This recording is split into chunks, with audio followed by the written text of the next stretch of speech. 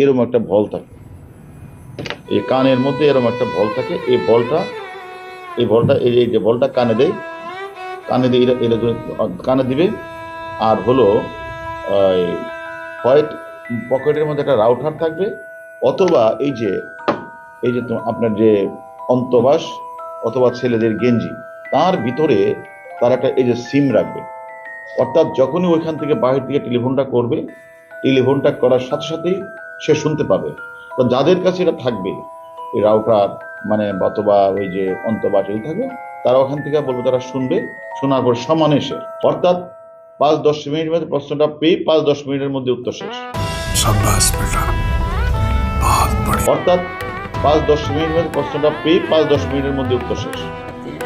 প্যারি সমাজ গই ভাই আমার কথা যে কোন হালার হতে আন্তর্বাসে চেক করতে গেছে, ওরে আগে আইনের আওতায় আনা হোক। মানে সবকিছু চেক করা যায়, বাট এত গভীরে গিয়ে এত চেক করা উচিত না। এখন কোন দিন থেকে আবার জানি শিক্ষা মন্ত্রণালয় থেকে ঘোষণা আসে যে এডি পরীক্ষা দেওয়া নিষেধ। আসসালামু আলাইকুম গাইস, কি অবস্থা সবার? আশা করি সবাই ভালো আছো। এন্ড আলহামদুলিল্লাহ আমি অনেক ভালো আছি। তো তোমার জন্য নিয়ে আসছি মিম সিরিজের নিয়ে একটা ভিডিও, এন্ড ভিডিওটি জাস্ট বিনোদন হিসেবে দেখবা, তো এনজয় করো ফুল ভিডিও। এখন তোমাকে আমি একটু বলতে পারি যে আমি বিয়ে ব্যাপারটা অতটা পছন্দ করি না। আমি ঘুম থেকে উঠি, কোনো টাইম নেই, একটাই উঠছি, দুটো উঠছি, বিকাল 5টাতেও ঘুম থেকে উঠি। আমি তুমি এখন চিন্তা করো, আমি শ্বশুরবাড়ি থেকে যদি 5টায় ঘুম থেকে উঠি এবং 5টায় ঘুম থেকে উঠে আমি ফ্রেশ হই, আমি 5টা থেকেও লাঞ্চ করে, কিন্তু আমার ওটা লাঞ্চ টাইম, তখন আমি গিয়ে লাঞ্চ করি, লাঞ্চ করে সে আবার শুয়ে পড়ি। আবার মনে করো আমার উঠতে মন চায় কি করবো, আমি একটু গান শুনি, বা রুম থেকেই বের হই না, বা একটু গিয়ে কারোর সাথে গল্প করি, মন ছিল বের হয়ে গেলাম। তো এরকম ব্যাপারটা আমারই চলছে। তো এই ব্যাপারটা শ্বশুরবাড়ি মেনে নেবে?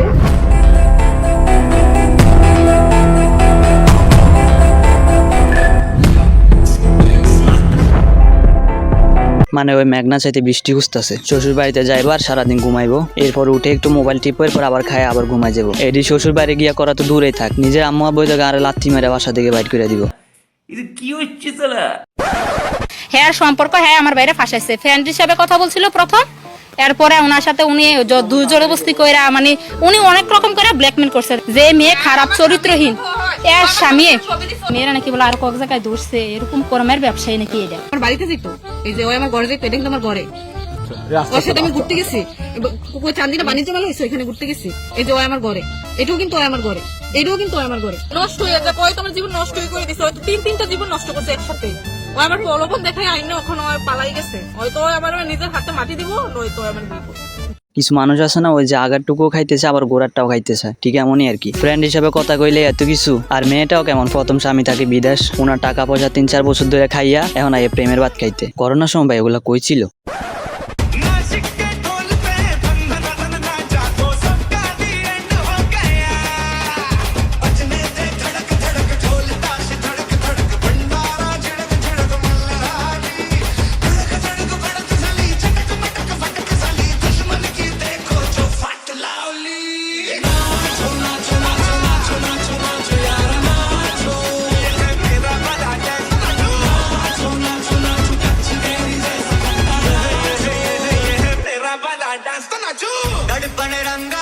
এমন ডাক্তার দেখলে তো ভাই রোগী অসুস্থ থেকে সুস্থ হয়ে যাবো। ভাই দো এরকম একটা ডাক্তার যদি আমাকে এলাকায় থাকতো না, আমি না ভাই সবসময় অসুস্থ হয়ে যেতাম।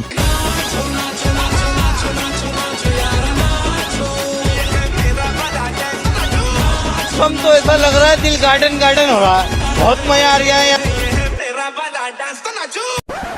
আমাকে মানুষ বলে যে আপু আপনাকে পরিমণির মতো লাগে। পরিমণি তো আর হচ্ছে ওইরকম কাঁপানের কোনো ইয়ে নেই, কারণ সে হচ্ছে একটু ইয়ে হয়ে গেছে।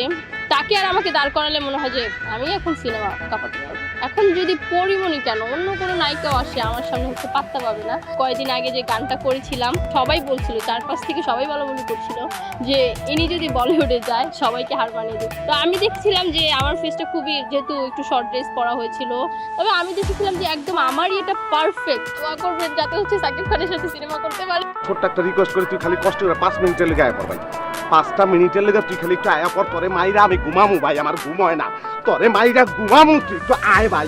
কয়দিন পর পরে যে সব পাগল ছাগলের আমদামি কোন জায়গা থেকে হয়। সব থেকে বড় কথা হয়েছে এই যে সাংবাদিক গুলার যে ধৈর্য, এদের বোরা না ভাই সব থেকে সুখী। এরকম ধৈর্যশীল স্বামী পাওয়া ভাগ্যের ব্যাপার। এখন যদি পরিমণি কেন অন্য কোনো নায়িকাও আসে আমার সামনে, হচ্ছে পাত্তা পাবে না।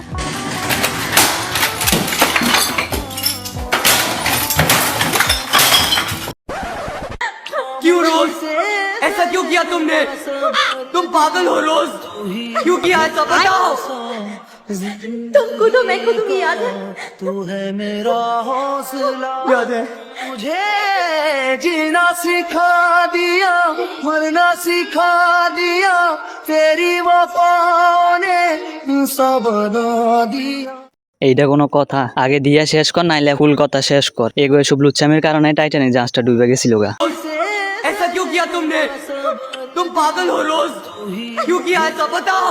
আরো দুই একটা দিতি ভাই, থামলি কেন? मुझे जीना सिखा दिया, मरना सिखा दिया, क्या कर रहे हैं तेरी वफाओं ने मजाक है क्या बना दिया।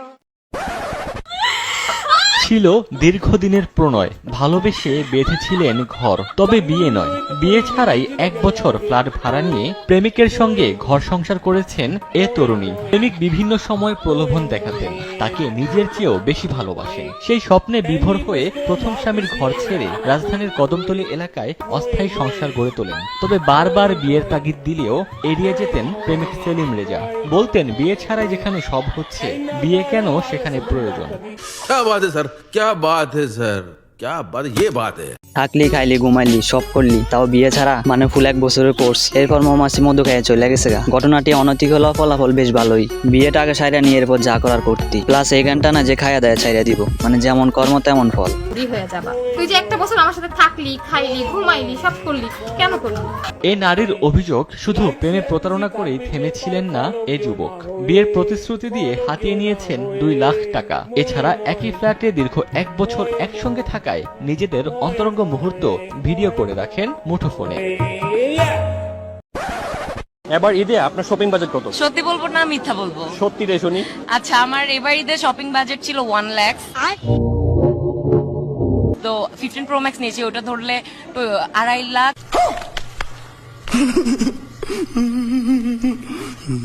ভাইয়ার ঈদের বাজেট বেশি নাকি আপনার বেশি? ডেফিনেটলি আমার।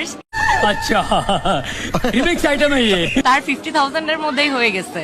স্ট্যাসি দিয়ে, ইলিয়ান দিয়ে ঘোরা হচ্ছে। মানে এরা সব অটো মিথ্যা বলে, তাই এর আগে জিজ্ঞেস করে নিল সত্য বলবো না মিথ্যা বলবো। এগুলার ভবিষ্যৎ জামাইয়ের অবস্থা জানি কি হইব, আমি চিন্তা করতেছি ওইটা। এগুলার যে বিয়ে করব, ওদের বিয়ে 2-3 দিন পরে হাজবেন্ডে মনে হয় ভিক্ষা করতে নামতে হইব। সঠিক বলেছেন। আমি এখন ওনার সাথে দেখা না করতে পারলে আমি মারাও যেতে পারি না। কাকে এত ভালোবাসেন আপনি? আমি অনেক পাগলের মতো ভালোবাসি, আমি ওনার অনেক ভক্ত, মানে আমি এত ভক্ত যে কেউ আছে কিনা আমি জানি না, আমি অনেক ভক্ত। কার ভক্ত আপনি? আমি যার ভক্ত তার ছবি আমার বুকে আছে। দেখি কার ছবি এটা? এই যে এটা।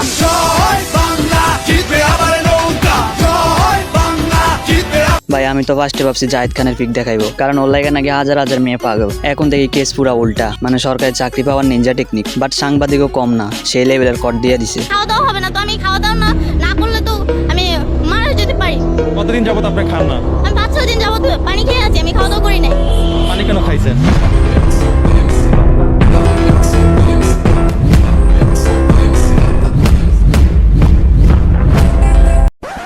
তো গাইস আজকের জন্য এই পর্যন্ত, দেখা হবে নেক্সট কোনো ভিডিওতে। এন্ড ভিডিওটি কেমন হয়েছে অবশ্যই কমেন্টে বলবা। আর সে পর্যন্ত সবাই ভালো থেকো, টেক কেয়ার, আল্লাহ হাফেজ।